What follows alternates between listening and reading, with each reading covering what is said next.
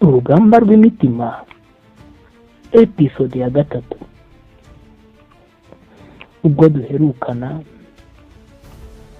umuryango wa Aline wari umaze guhura na Kevin mu ibanga rikomeye cyane. Ubwo Kevin atangira kuvuga ukuntu Aline ashobora kuba afite undi muntu bakundana, ndetse mu buryo butanatunguranye cyane, cyangwa se mu buryo wasanga ko butunguye ababyeyi, basanga n'uwo musore Kevin ari gukeka. Abo babyeyi baramuzi kuko bazati mu mujyi umwe, nubwo bari badatuye muri quartier zimwe, ariko bari hangaho ari mu mujyi umwe. Hanyuma rero Aline nawe aho yari byari byamucanze, ababyeyi be nabo ikigaragara cyo bari bakunze amafaranga, ntabwo bari bishimiye ko niba Aline yaba akundana n'umuntu bagiye kubana, yaba atamukunda, ibyo ntacyo byari bibabwiye. Icyari kibareba ni amafaranga yonyine gusa. Nicyo kintu bari bakurikiye, bavuga turiya muryango dusanzwe tuziranye, dusanzwe turi inshuti, kandi bafite amafaranga. Bityo rero umukobwa wacu agomba kujya mu bafite amafaranga. Twibazaga ese Aline azahitamo mbe? Ese azahitamo gutandukana n'umuryango we asanga umutima we wihebeye? Ese azahitamo kumvira umuryango akurikire n'ubutunzi bwa Kevin? Aho niho twasoreje episode ya 2. Kandi Kevin yavugaga yuko aziye umuntu wese waba uri kumutwara Aline. Urumva intambara yari ikomeye cyane. Rero episode ya 3 tuyitangiriye ahantu Eric yari ari mu cyumba cye, hanyuma atangira kwandika urupapuro rurerure cyane. Yandika urupapuro runini cyane, amaso yuzuye amarira, amarangamutima nayo yari yuzuye mu nyandiko yiwe. Umva ibyo Eric yatangiye kwivugisha: Aline, ibi ni ibyo yari ari kwandika. Aline, umutima wanjye wose uhora ugutegereje. Nta nubwo ubu ngubu ntashobora kubwira iyi si yose y'amarangamutima yanjye, ariko iyi baruwa nkwandikiye iri kuvuga iby'amagambo yananiwe. Mu by'ukuri ndagukunda mu buryo bwimbitse, ngukunda cyane, kandi niteguye guhangana n'isi yose kugira ngo nibura mbane nawe, cyangwa se kugira ngo nzagumane nawe. Hanyuma Kevin yandika ibaruwa ndende, agashyiramo ibyiyumvo bye byose, ashyiramo umukono, arangije ayishyira mu ibahasha, arangije ayihumekeraho nk'aho ayihaye ubuzima. Iyi baruwa ntabwo isanzwe. Umva, iyi baruwa irimo amarangamutima. Twese dufite amatsiko yo kumenya ukuntu Aline ari bwifate naza kubona iyi baruwa. Hanyuma ubwo Aline yaje kugenda na Eric aza kugenda, baza guhurira ahantu mu nzira igana ku isoko. Hanyuma Eric abonye, cyangwa se abonana na Aline mu ibanga. Hanyuma Eric afite agahinda kenshi umutima, ubona no mu maso ye bigaragara yuko ababaye. Hanyuma arangije abwira Aline avuga ati: Aline, mfite amagambo atashobora kuvuga n'umunwa wanjye. Ntabwo uyu munwa wanjye washobora kuvuga aya magambo.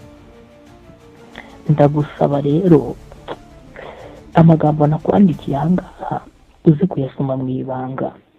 Arangije mu ibahasha, amaso ye yuzuye icyizere n'ubwoba.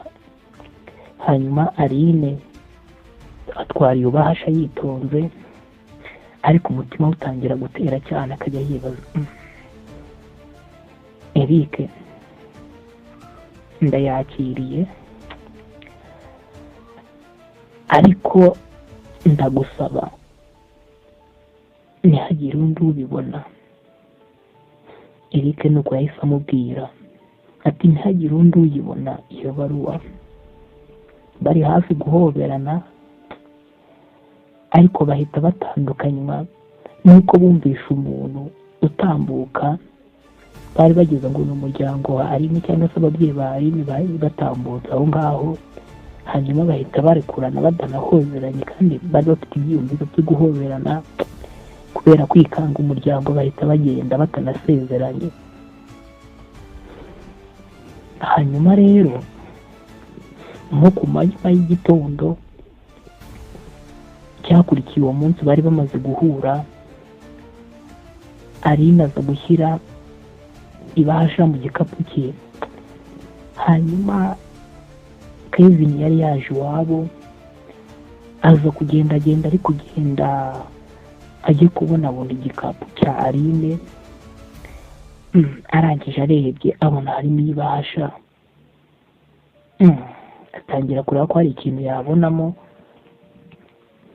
Arangije Kevin atangira kwivugisha aseka gahoro n'ijwi ryuzuye ishyari. Arangije aribaza mu mutima, ibi ni ibiki se? Ibaruwa ya Eric. Reka turebe ibyo yanditse. Afungura ibahasha buhoro, atangira gusoma amajwi ya Eric mu bitekerezo, atangira kuvuga nk'aho ari voice over. Ijwi rya Eric cyangwa se uburyo yasomaga ibaruwa y'abandi, mu ijwi rya Eric yaravugaga ngo Aline, iyo nkubonye isi ihinduka paradizo, iyo tutari kumwe umunsi wanjye uba muremure, niteguye kurwana intambara yose, aho byansaba hose cyangwa se icyo byansaba cyose, kugira ngo nkwandike cyangwa se nkwite izina ryanjye cyangwa witirirwe izina ryanjye, cyose nzagikora. Kevin aravuga amaso atangira kuzura uburakari n'ishyari. Hanyuma Kevin atangira kurakara cyane, arangije aravuga ati Eric, sinzareka utsinda, sinzareka untwara uyu mwana w'umukobwa. Uramaze sha, Aline azaba uwanjye, nubwo byasaba kwangiza izina ryawe nzabikora, nubwo byansaba kukugirira nabi nzabikora. Hanyuma arangije afunga ibahasha vuba, ayishyira aho yayisanze kugira ngo Aline atabibona. Ariko iyo bahasha mu by'ukuri yari yayifotoye, ibintu byose byanditseho yabitwaye. Hanyuma ku meza yo mu rugo rwa Aline, ababyeyi n'abavandimwe bari kuganira. Hanyuma mama wa Aline atangira guterura ikiganiro avuga ngo Aline, iki gituma twitwara neza kuri Kevin, ko ari umuhungu mwiza afite ejo hazaza, kandi ejo hazaza hakaba ari heza kuri we, kandi urugo rwe cyangwa se umuryango we turashyigikiranye, turaziranye, ni inshuti zacu. Hanyuma Aline atangira guhagarika umutima, atuje ariko akarwana n'amagambo akabura icyo avuga. Arangije aravuga ati mama, hari igihe umutima w'umuntu udashobora kubeshywa. Kevin ni mwiza ariko ataravuga, amaso ye yuzura amarira ariko akabihisha. Tante wa Aline arangije arabishimangira, aravuga ngo Aline, urukundo si iby'amarangamutima gusa, ubugingo bwacu bukenera umutekano. Kevin niwe guhitamo kwacu, niwe twaguhitiyemo.